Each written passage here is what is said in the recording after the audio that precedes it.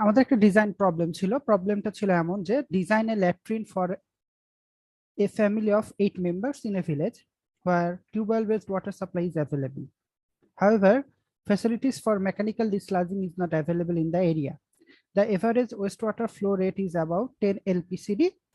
The soil is porous silty loam, which long-term infiltration rate of 20 liter per meter square per day. The pit is to be constructed with concrete rings with a diameter of 1.2 meter and depth 0.3 meter. Groundwater table is at sufficient depth such that groundwater pollution is not a concern at that site. তো আমাদের একটা scenario দেখায় দিছে available material কাদের জন্য design করতে হবে, কোন লোকেশনে ডিজাইন করতে হবে, সেখানকার অ্যাভেলেবল ওয়াটার সাপ্লাইটা কেমন, আমার যে ম্যাটেরিয়াল গুলো আছে তার সাইজ কেমন, ম্যাটেরিয়াল গুলো কিসের তৈরি, তারপর সয়েল প্রপার্টি, যে সয়েল আমি পিট করব সেই সয়েলটা কেমন, এবং ওই পিটে কি রকম ওয়েস্ট ওয়াটার আসবে তেমন ডাটাটা এখানে দেওয়া আছে। দেওয়ার পর আমাকে বলছে what kind of latrine would you suggest and design the latrine. তোমার সাজেস্টেড ল্যাট্রিনটা তোমাকে ডিজাইন করতে হবে। এস্টিমেটেড ডিজাইন লাইফ, তুমি যে ডিজাইন করবে তার এস্টিমেটেড ডিজাইন লাইফ কতটুকু হবে, and draw A net sketch showing all the elements of the design. Poor flash লেখা নাও থাকতে পারে, ল্যাট্রিন লেখা থাকবে। তো আমরা একটু বোঝার চেষ্টা করি। প্রথমে আমাদের কিছু ডিসিশন মেক করতে হবে। যে বলছে tubewell based water supply is available, এখানে যেহেতু টিউবওয়েল বেসড ওয়াটার সাপ্লাই আছে দ্যাটস আমি বলতে পারি ফ্লাশিং এর জন্য, সেলফ ক্লিনিং এর জন্য আমরা মোটামুটি ভালো অ্যামাউন্টের পানি পাবো। এজন্য আমরা পিট ল্যাট্রিন ডিজাইন না করে আমরা পোর ফ্ল্যাশ ল্যাট্রিন ডিজাইন করব। আচ্ছা, এরপর হলো mechanical desludging facility is not available. Mechanically desludging কোনো ফ্যাসিলিটি এখানে নাই, এখানে ম্যানুয়ালি ডিসলাজ করতে হবে। মানে আমার পিটটা যখন কিনা স্লাজ দ্বারা পরিপূর্ণ হয়ে যাবে ডিজাইন পিরিয়ড শেষে, তখনই আমি যদি এই পিটটাকে এমটি করে পুনরায় ব্যবহার করতে চাই তাহলে স্লাজ গুলোকে আমাদের মেকানিক্যালি ম্যানুয়ালি বের করতে হবে। এর জন্য লেবার হয়তোবা সেখান থেকে হ্যান্ড টুলস দিয়ে এইগুলোকে ডিসলাজ করবে, মেকানিক্যাল কোনো মিনস নেই। তো যেহেতু আমাদের ম্যানুয়ালি ডিসলাজ করাটা হেলথ হ্যাজার্ডের একটা কারণ, মানুষ যারা কিনা এটা নিয়ে কাজ করবে তারা অসুস্থ হয়ে যেতে পারে, রোগে আক্রান্ত হতে পারে, অ্যাজ ওয়েল অ্যাজ যেখানে ডাম্প করবে সেটা যদি সেফলি ডাম্প না হয় তাহলে পরিবেশ বা এনভায়রনমেন্টের আবার ক্ষতি হবে। এজন্য আমরা মেকানিক্যাল ডিসলাজিং যেখানে নাই সেখানে টুইন অফসেট পিট ব্যবহার করব। টুইন অফসেট পিটের অবজেক্টিভটা কেমন ছিল, এখানে দুইটা পিট থাকবে। প্রথমে আমরা সব ওয়েস্টটাকে একটা পিটে ডাইভার্ট করব। প্রথম পিটটা যখন কিনা ওয়েস্ট দ্বারা পরিপূর্ণ হয়ে যাবে, সেখানে ডাইজেশন হতে থাকবে, স্লাজ ক্রিয়েট হবে, তখন আমরা কি করব ওয়েস্টটাকে দ্বিতীয় স্লাজে ডাইভার্ট করব এবং প্রথম স্লাজ পিটটাকে 1.5 থেকে 2 বছরের জন্য রেস্টে রেখে দিব, ফেলে রাখবো। এতে কি হয়ে যাচ্ছে, দ্বিতীয় পিট ভরতে ভরতে প্রথম পিটটা মাটির মধ্যে যে ওয়েস্ট গুলো থাকবে সেই ওয়েস্ট গুলো ডাইজেস্টেড হয়ে যাবে স্লাজ থেকে, তারা কি হবে হিউমাসে পরিণত হয়ে যাবে। যে হিউমাস গুলো সার হিসেবে আমরা ব্যবহার করতে পারি এবং ম্যানুয়ালি সেগুলোকে যদি আমি ডিসক্লাস করি আমাদের কোনো কি থাকে না, হেলথ হ্যাজার্ড থাকে না। এটা হলো টুইন পিট। তো আমরা ডিসাইড করলাম যে আমরা টুইন পিট ল্যাট্রিন ডিজাইন করব এবং আমরা ইনিশিয়ালি ধরে নিচ্ছি তার ডিজাইন পিরিয়ড 2 ইয়ার্স। ইনিশিয়ালি ধরে নিচ্ছে মিনিমাম আমাকে 1.5 থেকে 2 বছর রাখতে হবে। আমি ধরে নিচ্ছি যে আমি 2 বছরের জন্য ডিজাইন পিরিয়ড ওয়ালা একটা টুইন পিট ল্যাট্রিন ডিজাইনের চিন্তা করব। তো যখন আমি ডিজাইন পিরিয়ড পেলাম তখন আমি বুঝতে পারবো যে আমার যে ওয়েস্ট তৈরি হচ্ছে সেই ওয়েস্টের মধ্যে পোর ফ্ল্যাশ ল্যাট্রিন হলে কিছু লিকুইড থাকবে, কিছু থাকবে সলিড পার্টিকেল বা হিউম্যান ওয়েস্ট। তো 2 বছরে কতটুকু হিউম্যান ওয়েস্ট জমা হবে, অন্তত ইফেক্টিভ ডেপথ বা ইফেক্টিভ ভলিউমটা, পিটের ইফেক্টিভ ভলিউমটা যাতে এই ওয়েস্ট গুলোকে স্টোর করে রাখতে পারে। তো সলিড স্টোরেজ কনসিডারেশনের উপর ইফেক্টিভ ভলিউম ভিএস বা ভলিউম ফর স্টোরেজ হবে C into P into N, যেখানে সি হইল 0.04। মানে একজন মানুষের দ্বারা প্রতি বছরে কতটুকু ওয়েস্ট অ্যাকিউমুলেট হয়, ওখানে স্লাজ অ্যাকিউমুলেট হয়। যেহেতু এটা ওয়েট সিস্টেম সেহেতু সি এর value 0.04 metre cube per person per year আমরা ব্যবহার করব। আর পপুলেশন ওই ফ্যামিলিতে ছিল 8 জন মানুষ এবং ডিজাইন পিরিয়ড ছিল 2 ইয়ার্স আমরা ধরে নিয়েছি। দ্যাটস ওয়াই আমার স্টোরেজের জন্য ভলিউম প্রয়োজন 0.64 মিটার কিউব। এটা স্টোর করার জন্য সলিড পার্টিকেল গুলো 2 বছরে স্টোর করার জন্য এতটুকু ভলিউম আমার লাগবেই, মানে পিটের ভলিউমটা। এখন volume with respect to infiltration, এখন আমার যে লিকুইডটা আসবে সেই লিকুইডটা আমার যে ইনফিল্ট্রেট করে যাবে এই ইনফিল্ট্রেশনের জন্য আমার কতটুকু ভলিউম দরকার, মানে পিটের সাইজটা আমার কেমন হওয়া দরকার এই পানিটা যাতে ইনফিল্ট্রেট হতে পারে। তো এর আগে জানতে হবে আমার পিটে কতটুকু ওয়েস্ট ওয়াটার আসবে। তো আমরা জানি আমাদের এক্সাম্পলে দেওয়া আছে বা প্রবলেমটাতে বলেছে যে 10 এলপিসিডি ওয়েস্ট জেনারেট হয়, মানে একজন মানুষের দ্বারা প্রতিদিন ওই পিটে 10 লিটার করে পানি কি হয়, ডাম্প হয়। তাহলে 8 জন মানুষের দ্বারা প্রতিদিন কত লিটার হবে, 80 লিটার পার ডে। তো এখন এরিয়া, এই পানিটা কি হয়ে যাবে, কোন একটা এরিয়ার মধ্যে দিয়ে তো সিপ করে যাবে, তাই না? তো এই এরিয়াটা, ইনসাইড এরিয়া অফ দ্য পিট কত, সেটা অ্যামাউন্ট হলো এআই, যেটা কিনা আমরা বের করতে পারি Q divided by I formula থেকে, যেটা কিনা গতদিন আমরা ডিরাইভ করেছি। তো কিউ ডিভাইডেড বাই আই থেকে দেখছি যে আমার পিটের ইনসাইডের এরিয়া 4 মিটার স্কোয়ার যদি হয়, তাহলে এই 80 লিটার পার ডে পানিটা কি করতে পারবে, সহজেই ইনফিল্ট্রেট করে যেতে পারবে। তো আমি যদি এরিয়া জানি, তাহলে আমার ইনফিল্ট্রেশনের জন্য কতটুকু ভলিউম প্রয়োজন সেটা আমরা বের করতে পারবো। সেই ফর্মুলাটা হলো এআই ডি ডিভাইডেড বাই 4, গতদিন এটাও আমরা ডিরাইভ করেছি। সেখান থেকে পেলাম যে পানির যদি ইনফিল্ট্রেট করে দিতে চাই আমার পিট থেকে, লিচ পিট থেকে, তাহলে আমাদের লিচ পিটের ভলিউম অন্তত 1.2 মিটার কিউব হতে পারে। তো ওয়েস্ট জমানোর জন্য দরকার 0.64, আর পানিটাকে বের করে দেওয়ার জন্য দরকার 1.2। যেহেতু আমরা টুইন পিট ডিজাইন করতেছি, তাহলে আমাদের কি বলেছে, ভিআই এবং ভিএস, ইনফিল্ট্রেশন বা স্টোরেজের মধ্যে যে ভলিউমটা বড় হবে সেটাকেই আমরা ইফেক্টিভ ভলিউম হিসেবে ক্যালকুলেট করব। ইফেক্টিভ ভলিউম বলতে বোঝাচ্ছে ডিজাইন পিরিয়ড শেষে আমার পিটের যতটুকু ভলিউম স্লাস যারা অকুপাইড থাকবে।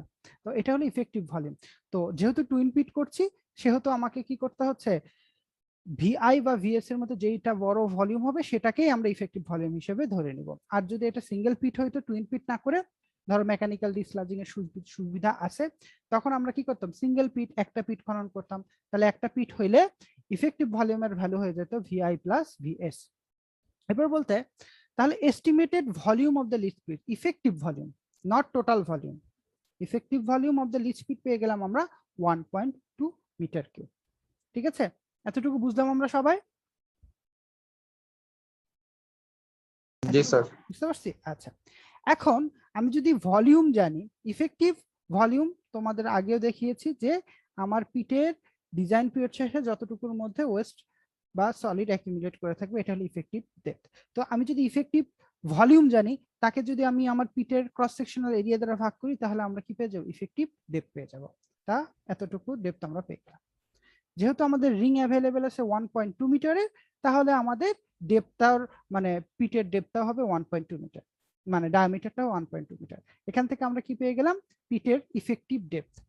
তো এখন টোটাল ডেপটা কতটুকু হবে, যেহেতু এটা একটা অফসেট পিট ল্যাট্রিন, অফসেট পিট ল্যাট্রিনে কি হয়, ল্যাট্রিন একটা জায়গায় থাকে, পিট আরেকটা জায়গায় থাকে, এবং ল্যাট্রিন থেকে জেনারেটেড ওয়েস্টটা একটা পাইপের মাধ্যমে আমার পিটে পৌঁছায় যায়। তো এই পাইপটা কোথায় থাকে, ইফেক্টিভ হাইট থেকে 0.1 মিটার উপরে, এবং এর উপরও আরো ফ্রিবোর্ড থাকে 0.5 মিটার। তাহলে টোটাল ডেপথ যদি আমি বের করতে চাই, তাহলে effective depth plus 0.1 metre plus 0.5 metre, তাহলে টোটাল আমি কি তো পেলাম, ডিজাইন ডেপথ হচ্ছে 1.66 মিটার, 1.66 মিটার। ক্লিয়ার? আচ্ছা, এখন 1.66 মিটারে আমাদের কয়টা রিং ব্যবহার করতে হবে, 1.66 মিটারে আমাদের কয়টা রিং ব্যবহার করতে হবে? তো একটা রিং হলো 0.3 মিটার, তাহলে 1.66 এ লাগবে 5.53। তো আমরা তো এই অ্যামাউন্টের রিং দিতে পারবো না, আমরা একটু ওভার রাউন্ডিং করে নিলাম। ওভার রাউন্ডিং এই জন্য করতেছে, আমার যদি গ্রাউন্ড ওয়াটার টেবিল অনেক নিচে থাকে, গ্রাউন্ড ওয়াটার পলিউশন আমাদের মাথা ঘামাইতে নিষেধ করেছে, তাহলে আমরা চাইলে একটু বেশি গভীরতা পর্যন্ত বা ম্যাক্সিমাম যতটুকু রিং দেওয়া যায় আমরা ততটুকু দিয়ে দিলাম। তো আমরা রিং দিয়ে দিলাম 6 রিংস, 6টা রিং আমি দিয়ে দিলাম। তাহলে 6টা রিং যদি আমি বসাই, তাহলে আমাদের প্লেস করলে টোটাল ডিজাইন ডেপথ হবে 0.3 ইন্টু 6, 1.8 মিটার। এখন আমি একটু ব্যাক ক্যালকুলেশন করতেছি, যেমন আমি ইফেক্টিভ ডেপথ থেকে নাম্বার অফ রিং বের করছি, এখন আমরা কি করব, নাম্বার অফ রিং থেকে ইফেক্টিভ ডেপথ বের করব, জাস্ট ব্যাক ক্যালকুলেশন। ব্যাক ক্যালকুলেশনের জন্য কি করতেছি, ডিজাইন ডেপথ থেকে আমরা 0.5 মিটার আর 0.1 মিটার বাদ দিব, তাহলে পেয়ে যাব একটা ইফেক্টিভ ডেপথ। তো ইফেক্টিভ ডেপথ যদি পাই, তাহলে আমরা কি পেয়ে যাব, একটা ইফেক্টিভ ভলিউম। ইফেক্টিভ ডেপথ পেয়ে গেলে আমরা কি পাবো, একটা ইফেক্টিভ ভলিউম। তো এখন বলতেছে for the designed lead speed, যে ডিজাইন লিড স্পিড বলতেছি আমার effective depth 1.35 metre cube, effective volume sorry, এবং যার ডিজাইন ডেপথ 1.8 মিটার, তাহলে দেখি স্টোরেজের জন্য তার জন্য কতটুকু জায়গা থাকলো। তাহলে সলিড স্টোর কতটুকু জায়গায় করতে পারবে, ইফেক্টিভ ভলিউম জুড়ে সলিড স্টোর করতে পারবে। তাহলে দেখবা এই অ্যামাউন্টের সলিড তারা কি করতে পারছে, স্টোর করতে পারছে। আর ওয়াটার ইনফিল্ট্রেশনের জন্য অ্যাভেলেবল এরিয়া কতটুকু হলো, পাই ডি, মানে কি আমরা কি জানি ইনসাইড এরিয়া, একটা সিলিন্ডারের সারফেস এরিয়াটা কত, পাই ডি ইন্টু এইচ। তো পাই ডি ইন্টু ইফেক্টিভ এইচ, মানে আমার যে ইফেক্টিভ ভলিউম দিয়েই তো লিচ করবে, ইনফিল্ট্রেট করবে, পেলাম আমি কত 4.52 মিটার। তো আমার দরকারি 4 মিটার, কিন্তু আমি পাচ্ছি 4.52 মিটার, তাহলে ইটস ওকে, একটু বড় হইলে কোনো সমস্যা নেই। এখন পিটটাকে যে আমরা একটু একটু বেশি বড় বানায় ফেললাম, এই বেশি বড় বানানোর কারণে এর ডিজাইন পিরিয়ড কতটুকু হবে, বেশি বড় বানানোর জন্য এর ডিজাইন পিরিয়ডটা কতটুকু হবে। ডিজাইন পিরিয়ড বের করার ফর্মুলাটা কি জানি আমি, স্টোরেজের জন্য যতটুকু ভলিউম দরকার is equal to C into P into N. তো আমি দেখলাম স্টোরেজের জন্য 1.357 মিটার কিউব জায়গাটা অ্যাভেলেবেল আছে আমাদের পিটে, যেটা আমরা 6টা রিং দিয়ে তৈরি করতেছি। 1.357 মিটার কিউব জায়গাটা আমার অ্যাভেলেবেল আছে। তাহলে স্টোরেজের ভলিউম হচ্ছে 1.375 ইন্টু সি ইন্টু পেন, সি এর ভ্যালু 0.04, পপুলেশন ছিল আমাদের 8টা, আর এন এর ভ্যালুটা আমরা বের করবো, করে দেখলাম 4.24 ইয়ার। তো এর দ্বারা বুঝলাম যে আমি যে টুইন পিটটা তৈরি করতেছি, এই টুইন পিটটা মোটামুটি 4.24 বছর পর পর আমরা কি করতে পারবো, একটা পিট অল্টারনেট করতে পারবো। এটা হলো আমাদের ডিজাইন পিরিয়ড। তো আমি ল্যাট্রিন চুজ করলাম, আমি অল্টারনেট টুইন পিট করব, অফসেট পিট ল্যাট্রিন করব, 6টা রিং দিয়ে পিট তৈরি করব, আমি পেয়ে গেলাম এবং ডিজাইন পিরিয়ডে পেলাম। যেহেতু আমাকে ডিজাইন করতে বলছে, এই জন্য আমাদের ভেন্ট পাইপটা ডিজাইন করতে হবে। তো ভেন্ট পাইপ ডিজাইন কি তুমি পিভিসি তে করবা নাকি কনক্রিট দিয়ে করবে, এটা তোমার জাজমেন্ট, যেটা দিয়ে করবা সেটা লিখতে হবে, তার ডায়ামিটার কত, তারপরে রুফ থেকে হাইস্ট পয়েন্ট কতটুকু হবে, এবং ফ্লাই স্ক্রিন যেটা ব্যবহার করবো তার অ্যাপারচার কতটুকু আসবে, তারপর এটার নেট স্কেচ তৈরি করতে হবে। এখন বলো তো এতটুকু সবাই বুঝতে পারলাম কিনা?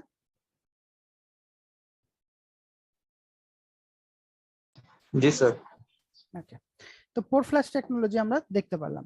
তো এখন আমাদের পিট বা পোর ফ্ল্যাশ ল্যাট্রিনের মোস্ট সিগনিফিকেন্ট যে চ্যালেঞ্জ, মানে এই ল্যাট্রিন তৈরি করতে যে, ল্যাট্রিন মেনটেন করতে যে, ল্যাট্রিন গুলো ইন অপারেশন রাখতে যে মোস্ট যে চ্যালেঞ্জটা আমাদের ফেস করতে হয় সিগনিফিকেন্ট, সেটা হলো faecal sludge management. Faecal sludge management মানে কি, আমার পিটের মধ্যে যে অ্যাকিউমুলেটেড ওয়েস্ট বা স্লাজ থাকে, এগুলোকে বলে ফেকাল স্লাজ। একে তো স্লাজ, ফেকাল বলতেছে মানুষের ফেসিস থেকে যে ওয়েস্ট গুলো আছে সেই ওয়েস্ট গুলো স্লাজে পরিণত হয়, এই জন্য এটাকে বলে ফেকাল স্লাজ। তো ফেকাল স্লাজ ম্যানেজমেন্ট, ম্যানেজমেন্ট বলতে কি বোঝাচ্ছে, আমার পিটটা আছে, আমার এই পিটটাকে যখন ডিজাইন পিরিয়ড পর্যন্ত ফুল হয়ে গেছে, এটাকে আবার এমটি করতে হয়। এমটি করার জন্য কি করতে হয়, প্রথমে তাকে কালেক্ট করতে হয় বা ডিসলাজ করতে হয়। তারপর কালেক্ট করার পর কোথায় রাখবো, আমি কি আমার পিটের বাইরে রেখে দিব, না, তাকে ট্রান্সপোর্ট করে নিয়ে যেতে হবে কোনো একটা সেফ ডিসপোজাল সাইটে। এখন সেফ ডিসপোজাল সাইটের আগে আমরা চাইলে তাকে ট্রিট করতে পারি, তাকে রিইউজেবল তৈরি করতে পারি, অথবা তাকে ডিরেক্টলি ডিসপোজ করতে পারি। তো এই কাজগুলো ল্যাট্রিন তৈরির পরে এই স্লাজ গুলোকে, ল্যাট্রিনটাকে অনেক বছর ধরে ব্যবহারযোগ্য রাখতে গেলে আমাদের কি করতে হয়, এই ফেকাল স্লাজটা ম্যানেজ করতে হয়। আর দুর্ভাগ্যক্রমে আমাদের দেশে ফেকাল স্লাজ ম্যানেজমেন্টটাকে খুব কম গুরুত্ব দেওয়া হয়, যার কারণে আমরা হয়তো বা ল্যাট্রিন অনেক বানিয়েছি, কিন্তু এর সুযোগ সুবিধাটা মানে সুফলটা আমরা অতটা পাচ্ছি না, বিশেষ করে আরবান বা স্ল্যাম এরিয়াগুলোতে, আরবান স্ল্যাম এবং রুরাল এরিয়াতে। তো আমরা যদি ফেকাল স্লাজ ম্যানেজমেন্টটাকে খুব জোরে সোরে এবং ইঞ্জিনিয়ার্ড ওয়েতে, প্র্যাকটিক্যাল ওয়েতে যদি কাজ করতে পারি, তাহলে হয়তো বা পিট ল্যাট্রিন বা পোর ফ্ল্যাশ ল্যাট্রিন তৈরির যে সুফল, ইন্টেন্টের যে ইন্টেনশন আছে আমাদের, যে আমরা একটা হাইজিনিক লাইফ লিড করবো, সেটা অ্যাচিভ করতে পারি। তো পিটটা এমটি করা যায়, বা কখন আমি এমটি করব, এক, ইফেক্টিভ হাইট পর্যন্ত যখন কিনা স্লাজ দ্বারা পরিপূর্ণ হয়ে যাবে, তখন আমরা কি করব, এটাকে এমটি করব। তো যদি আমি টুইন পিট ব্যবহার করি, তাহলে প্রথম পিটটা যখন কিনা ফুল হয়ে যাবে, তখন আমি সেকেন্ড পিট ব্যবহার করা শুরু করব। ওকে, আবার কি হবে, তুমি যদি সিঙ্গেল পিট থাকে তোমার ল্যাট্রিনের সঙ্গে, তাহলে কি করতে হবে, এমন হইতে পারে যে তোমাকে ওই ল্যাট্রিনের পিটটাকে একবারে মুখ বন্ধ করে দিয়ে নতুন পিট ক্রিয়েট করে ল্যাট্রিনের সাথে অ্যাটাচ করে দিতে হবে, অথবা কি করতে হবে, তাকে এমটি করতে হবে, সিঙ্গেল পিটকে এমটি করতে হবে। আর সিঙ্গেল পিটটাকে এমটি করার জন্য অবশ্যই হেলথ হ্যাজার্ড মুক্ত থাকতে গেলে আমাদের কি করতে হয়, মেকানিক্যাল ডিসলাজিং করতে হয়। ঠিক আছে, তো ডিসলাজিং দুই ধরনের হচ্ছে, একটা ম্যানুয়াল ডিসলাজিং। ম্যানুয়াল ডিসলাজিং মানে কি, তুমি যদি সিঙ্গেল পিট ম্যানুয়ালি ডিসলাজ করো, এটা হেলথ হ্যাজার্ড অনেক বেশি, কারণ ধরো এই 2 বছর ডিজাইন পিরিয়ডের পিটটাকে 2 বছরের মধ্যে আমার ফুল হয়ে গেছে, এখন যে দেখবা 2 বছরে ফুল হয়েছে, মানে পিটের উপরে যে এক্সক্রিটা গুলো থাকে সেগুলো ফ্রেশ থাকে, প্যাথোজেন যুক্ত থাকে, রোগ বালাই সৃষ্টি করে। এখন মানুষ যদি এটা ম্যানুয়ালি ওটাকে ধরো একটা বালতি দিয়ে, গাইতি দিয়ে, খুন্তি দিয়ে এগুলো বের করে, বালতি দিয়ে জেনারেলি টেনে বের করে, তখন তাদের কি, তাদের শরীরে এগুলো এক্সক্রিটা গুলো লেগে যায় এবং তারা রোগে আক্রান্ত হতে পারে। তো ম্যানুয়ালি ডিসলাজিংটা সিঙ্গেল পিটের জন্য খুবই হ্যাজার্ডাস। তো যদি আমাদের ম্যানুয়ালি করতে হয় তখন আমরা টুইন পিট করব। তো টুইন পিটে কি হয়, স্লাজটা হিউমাসে পরিণত হয়ে যায়, 2 বছরের মধ্যে আমরা পরিষ্কার করি না, স্লাজটা হিউমাসে পরিণত হয়ে যায়, সেটা আমরা রিইউজ করতে পারি এবং এতে কোনো হেলথ হ্যাজার্ড নাই।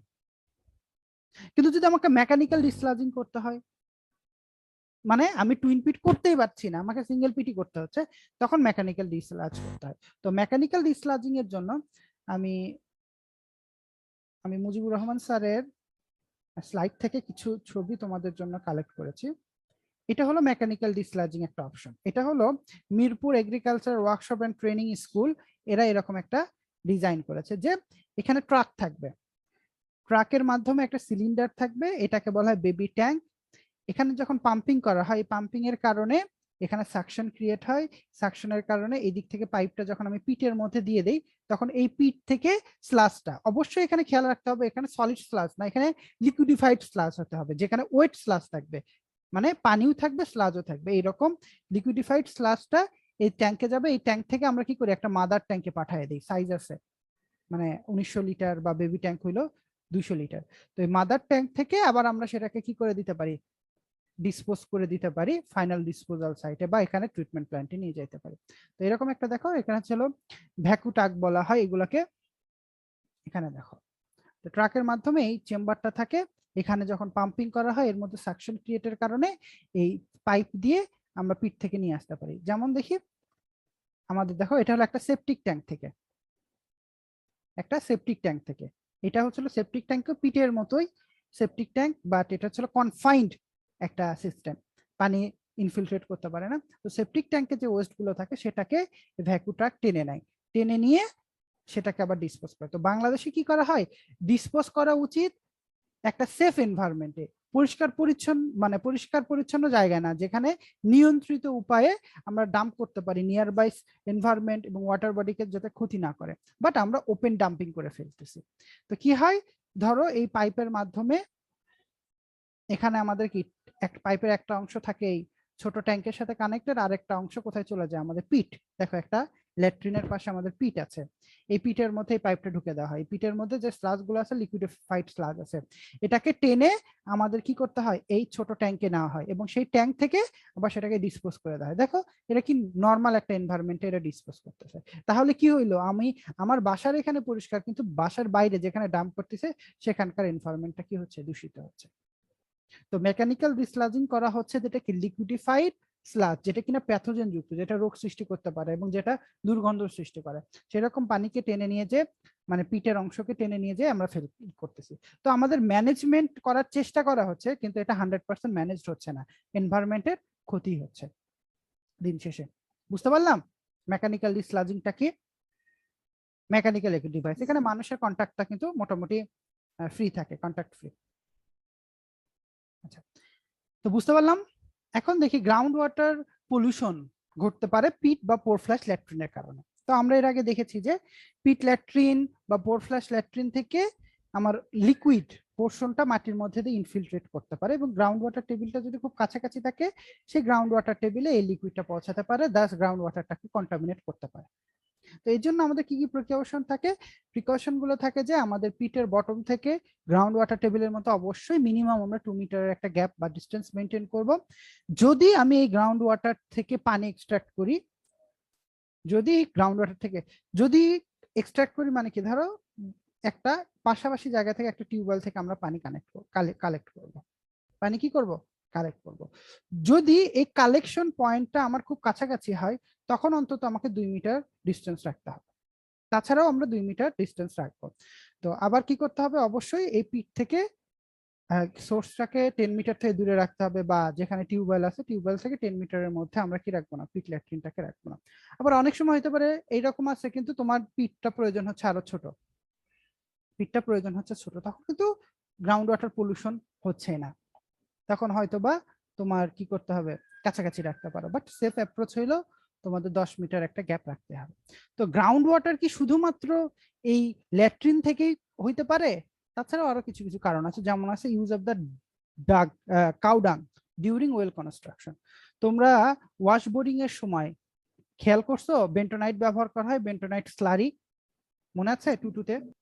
এর কাজটা কি? বেন্টোনাইট পানির সাথে যখন মিশে যায় তখন একটা কি করে, একটা হাইলি ডেন্স লিকুইড তৈরি করে, যেটা কিনা গর্তের মধ্যে থাকলে গর্তটা কি হতে পারে না, ভেঙে যেতে পারে না, তাই না? পানির চেয়ে ডেন্সিটি বেশি হয় এবং সেটাকে গর্তকে সে স্টেবল রাখে।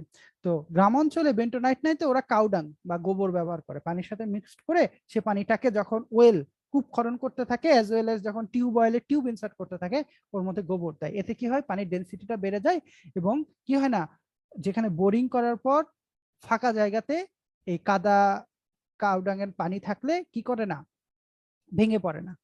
বাট এই কাউডাং আমি কতটুকু ওয়েল খনন করি? আমরা ওয়েল কখন খনন করি? ওয়েল খনন করতে করতে এমন ডেপথে যে ডেপথে আমরা অ্যাকুইফায়ার পাই, মানে গ্রাউন্ড ওয়াটার পাই। তো গ্রাউন্ড ওয়াটার যখন পাই, গ্রাউন্ড ওয়াটারের মধ্যে যদি আমি খনন করতে থাকি এই কাউডাং দিয়ে, তখন কি হবে, এই কাউডাংটা গ্রাউন্ড ওয়াটারে ডিসিপেট হয়ে যাবে এবং পানিটাকে কি করবে, দূষিত করবে। আমাদের দেশে হয় কিন্তু গ্রাউন্ড ওয়াটার। আবার হবে leakage through the annular space between the wall pipe and মানে soil facility, the faulty soil in faulty platform. এটাও আমি হচ্ছে হলো স্যারের ইয়ে থেকে নিয়েছি। বিষয়টা হলো দেখো, আমাদের এটা গ্রাউন্ড লেভেল, এটা হলো আমাদের গ্রাউন্ড লেভেল। তো আমি দেখি এখানে গ্রাউন্ড ওয়াটার টেবিল আছে। তো আমাকে কি করতে হবে, আমাকে ওয়েলের টিউবটাকে ইনসার্ট করতে হবে বা ওয়েল খনন করতে হবে গ্রাউন্ড ওয়াটারের নিচে এবং তাকে ওয়েল স্ক্রিন দিতে হবে। কত সেমিস্টারে ওয়েল স্ক্রিন এসব বিষয় নিয়ে তোমাদের পড়ানো হয়েছে, ওয়েল ডিজাইনে দেখানো হয়েছে টিউবওয়েলে। তো এটা যখন কনস্ট্রাক্ট করা হয়, কনস্ট্রাক্ট করার সময় এক তো কাউডাং চলে আসতে পারে, সাথে সাথে আবার কি করতে পারে, এই জায়গায় আমরা যখন পাইপটা দিই, আর এখানে দেখো জেনারেলি কি থাকে, একটা প্ল্যাটফর্ম থাকে না টিউবওয়েলের, খেয়াল করছো তোমরা? প্ল্যাটফর্ম থাকে টিউবওয়েল যেখানে দেওয়া হয়, সেখানে একটা প্ল্যাটফর্মের মতো থাকে না? জি ধরো স্যার। রান্না বান্নার পর থালা বাসন ধোয়া, কাপড় কাচা, গোসলের জন্য প্ল্যাটফর্ম থাকে। এখন এই ওয়েল আর প্ল্যাটফর্ম বা সয়েল আর প্ল্যাটফর্মের এখানে হয়তোবা যদি কোনো জায়গায় ফল্ট বা ফাটল থাকে, তখন কি করতে পারে, এর মধ্যে দিয়ে আমার এই প্ল্যাটফর্মে যে দূষিত পানি, অনেক সময় বাচ্চা কাচ্চার কাপড়, ময়লা কাপড় ওখানে ধুই, টয়লেটের কাপড় ধুই, তখন এই পানিগুলো কি করতে পারে, বাইরে না দিয়ে যদি এই ওয়েলের ফাঁকা জায়গা দিয়ে আমাদের গ্রাউন্ড ওয়াটারে চলে আসতে পারে এবং গ্রাউন্ড ওয়াটারকে পলিউট করতে পারে। এটা একটা অপশন হতে পারে। সাথে সাথে কি হয়, আমরা তো একটা সিঙ্গেল পাইপ পাই না, তাই না? একটা পাইপের সাথে আরেকটা পাইপ জয়েন্ট দেই, এই জয়েন্টের পর পর আমাদের পাইপ হয়। তাহলে একটা পাইপের সাথে যখন আরেকটা পাইপ সেগমেন্ট জয়েন্ট হয়, এই জয়েন্ট গুলো যদি ফল্টি হয়, লিকেজ থাকে, যখন কিনা পাম্পিং করব না, নন পাম্পিং আওয়ারে এই মাটি থেকে কিছু পানি এই পাইপের মধ্যে আসতে পারে এবং সেই পাইপ দিয়ে আমাদের গ্রাউন্ড ওয়াটার পানিটা চলে যেতে পারে। তো এই ফল্টি জয়েন্ট ইন এই স্ক্রিন আর পাইপের জয়েন্ট বা পাইপের সামনে যদি আমরা বলি ব্ল্যাঙ্ক দিই, তাই না, এই ব্ল্যাঙ্কটা যদি নষ্ট থাকে, তো বিভিন্ন কারণে আমাদের কি হতে পারে, গ্রাউন্ড ওয়াটারে দূষণ চলে আসতে পারে এবং আমাদের কি হতে পারে, পলিউশন দেখা দিতে পারে ইন গ্রাউন্ড ওয়াটার। তো শুধুমাত্র এইগুলো, তাছাড়া ইন্ডাস্ট্রি কিন্তু অনেক সময় কি করে, তাদের ওয়েস্ট ওয়াটার গুলোকে ডিরেক্ট মাটির নিচে ইনজেক্ট করে দেয়। তো এতে কি হতে পারে, গ্রাউন্ড ওয়াটার পলিউশন করতে পারে। তো এখন দেখতেছি মানে প্র্যাকটিক্যাল আমাদের কিছু কিছু চ্যালেঞ্জ আছে। চ্যালেঞ্জ আছে মানে কি, বাংলাদেশ তো একটা কি বলবো না, একটা ফ্ল্যাট এরিয়া না, কোথাও হিলি এরিয়া, কোথাও নিম্নাঞ্চল, কোথাও চর এলাকা, ঠিক না? আবার উত্তরাঞ্চলের দিকে যাবো ড্রাই এলাকা।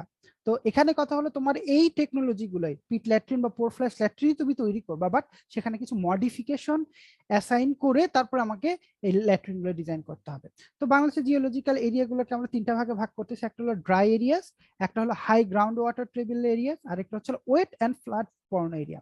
যদি আমি ড্রাই এরিয়ার কথা চিন্তা করি, যে এরিয়াতে গ্রাউন্ড ওয়াটার টেবিল সারফেস থেকে 7 মিটারের নিচে আছে, 7 মিটারের নিচে আছে, সেই সব এরিয়াটাকে আমরা বলি ড্রাই এরিয়া। তো ড্রাই এরিয়াতে আমরা পিট ল্যাট্রিন তৈরি করি বা পোর ফ্ল্যাশ ল্যাট্রিন তৈরি করি, এটা কোনো ম্যাটার না, কারণ সমস্যা না, কারণ 7 মিটার নিচে পানি থাকলেও আমাদের পিট কিন্তু আমরা বেশি মিটার না, সর্বোচ্চ 1.8 মিটার বা 2 মিটার পর্যন্ত আমরা পিট করি, তার চেয়ে বেশি করি না। তো তবুও আমাদের একটা গ্যাপ মেনটেন হচ্ছে।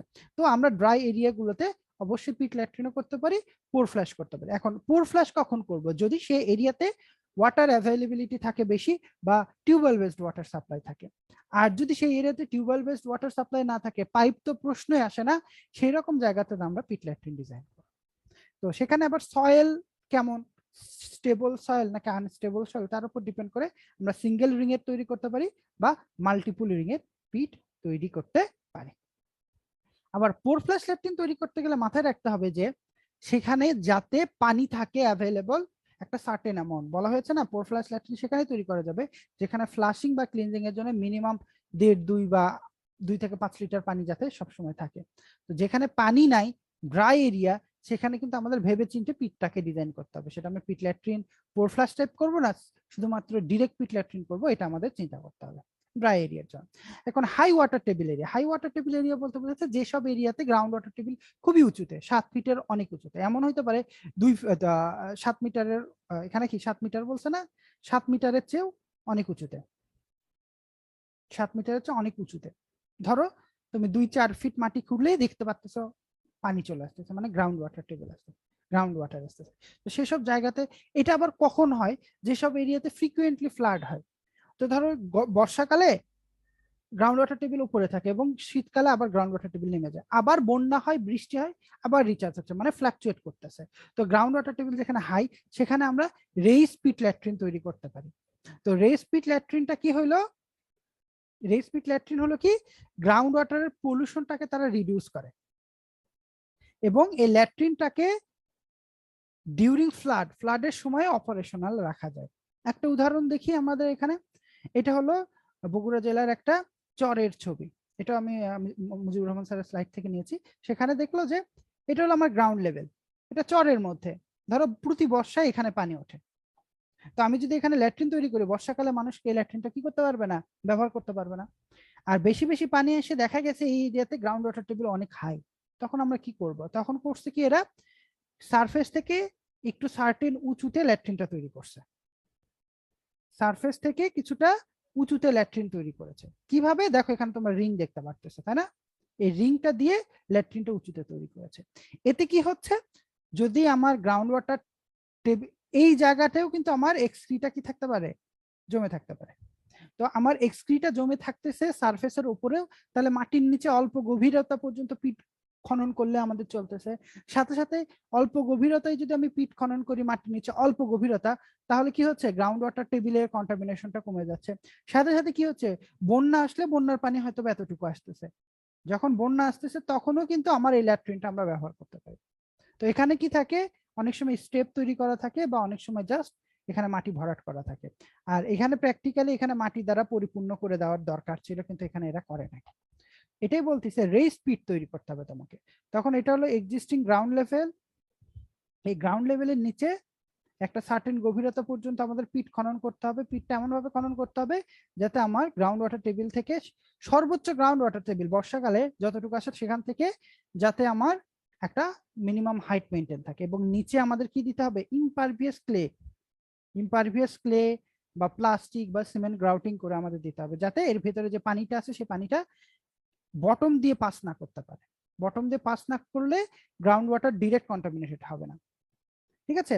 এবং এর চারপাশে আমি স্যান্ড এনভেলপ দিয়ে দিব, যেটা কিনা অপশন 2 ছিল, স্যান্ড এনভেলপ দিব। স্যান্ড এনভেলপ দিলে হবে কি, ফাইন স্যান্ড এনভেলপ দিতে হবে, সূক্ষ্ম 1 মিলিমিটারের চেয়ে সাইজের ছোট স্যান্ড আমরা চারপাশে দিয়ে দিব। এতে কি হবে, এই পানিটা ইনফিল্ট্রেট করে স্লোলি ইনফিল্ট্রেট করে করে গ্রাউন্ড ওয়াটারে পৌঁছাতে ওর অনেক সময় লাগবে, এবং এই পথিমধ্যে তার কিছুটা ইনফিল্ট্রেশন ঘটবে বা মানে কিছুটা ফিল্ট্রেশন ঘটবে, পানিটা কিছুটা দূষণ কমে যাবে। তখন গ্রাউন্ড ওয়াটার টেবিলের পলিউশন হবে, কিন্তু পলিউশনটা কি হয়ে যাবে, কম হবে, রিডিউস হবে। ঠিক আছে, দুইটা কাজ, একটা হলো ল্যাট্রিনের প্ল্যাটফর্মটাকে উঁচু করে দিব। তো এই জায়গাগুলো আমরা হয়তো রিং দিচ্ছি, এই দিক দিয়ে কিন্তু আমরা ইনফিল্ট্রেশন হইতে দিব না। তো এখানে কি পুরোটাই রিং গুলো কি হইতে হবে, আমাকে রিং গুলো পুরোটাই আমার কি হয়ে যাবে, একবারে বন্ধ থাকবে। আর নিচে যে রিং গুলো আছে সেখানে আমরা তো বলছি পোর ফ্ল্যাশ ল্যাট্রিনে আমরা কি করি, একটা রিং এর পরে একটু কিছুটা গ্যাপ রেখে হয়তো বা আরেকটা রিং দেই, বা আমাদের পারফোরেটেড রিং থাকতে পারে। তো বিভিন্ন অপশন থাকতে পারতেছে। তো শুধুমাত্র মাটির নিচে যতটুকু অংশ আছে ততটুকু দিয়ে পানি ইনফিল্ট্রেট করবে, আর বাদ বাকি অংশ দিয়ে কি করবে না, ইনফিল্ট্রেট করবে না। অ্যাজ ইট ইজ আমাদের ভেন্ট পাইপ যা থাকার দরকার সেই জিনিসগুলো আমরা রাখবো। তো এটাই বলতেছে আমাদের রেইজড পিট ল্যাট্রিন আমাদের তৈরি করতে হবে, যেখানে কিনা গ্রাউন্ড ওয়াটার টেবিলটা অনেক উঁচুতে। আচ্ছা, ঠিক আছে। তো আরেকটা অপশনের কথা বলতেছে স্যান্ড এনভেলপ, এইটা এই জায়গাটা এটাকে জুম করে দেখাইছে, দেখো এই জায়গাটা স্যান্ড এনভেলপ। স্যান্ড এনভেলপটা কি হচ্ছে, যে ল্যাটারালি আমার যে ওয়েস্ট ইনফিল্ট্রেট গুলো চলে যাচ্ছে, এইগুলো যাতে আমাদের গ্রাউন্ড ওয়াটার টেবিলে পৌঁছাতে সময় লাগে, গ্রাউন্ড ওয়াটার টেবিলে কি পৌঁছাতে আমার যাতে একটু সময় বেশি লাগে, এই জন্য আমরা চারপাশে আমরা কি স্যান্ড এনভেলপ দিই। তার হলো 1 মিলিমিটারের থেকে ছোট স্যান্ড এবং প্রায় 50 মিলিমিটারের মতো জায়গা জুড়ে আমরা এই ফাইন স্যান্ড দিই। কিন্তু বটমটাকে আমাদের কি করতে হবে, সিল্ড বটম, খেয়াল করছো, সিল্ড বটম বলে, প্লাস্টিক দিয়ে হোক সিমেন্ট গ্রাউটিং দিয়ে হোক আমাকে সিল বটম করে দিতে হবে। তো এতে কি হচ্ছে, আমরা যদি দেখতেছি ধরো নদী বা একটা খালের আশেপাশে একটা ল্যাট্রিন আছে, এখানে বন্যা বারবার আসে, গ্রাউন্ড ওয়াটার টেবিল অনেক উঁচুতে, তখন আমরা কি করতে পারি, এখানে একটা রেইজ ল্যাট্রিন বানাইতে পারি। এখানে একটা রেইজ ল্যাট্রিন, এখানে ছবিটা অন্যভাবে দিছে, আমরা এইভাবে দেখাবো, একটা রেইজ ল্যাট্রিন বানাইতে পারি এবং এর চারপাশে স্যান্ড ইনভলভ দিতে পারি। এতে কি হবে, রেইজ ল্যাট্রিনের জন্য বন্যা আসলে ল্যাট্রিনটা ইন অপারেশনে থাকবে, মাটির নিচে গর্তের পরিমাণটা কমে যাবে, গ্রাউন্ড ওয়াটার টেবিলটা কি হবে তখন দূষণ মুক্ত থাকবে, আর আশেপাশে নিয়ার বাই ওয়াটার বডিকেও কন্টামিনেট কম করবে যদি আমি এই স্যান্ড এনভেলপটা দিই।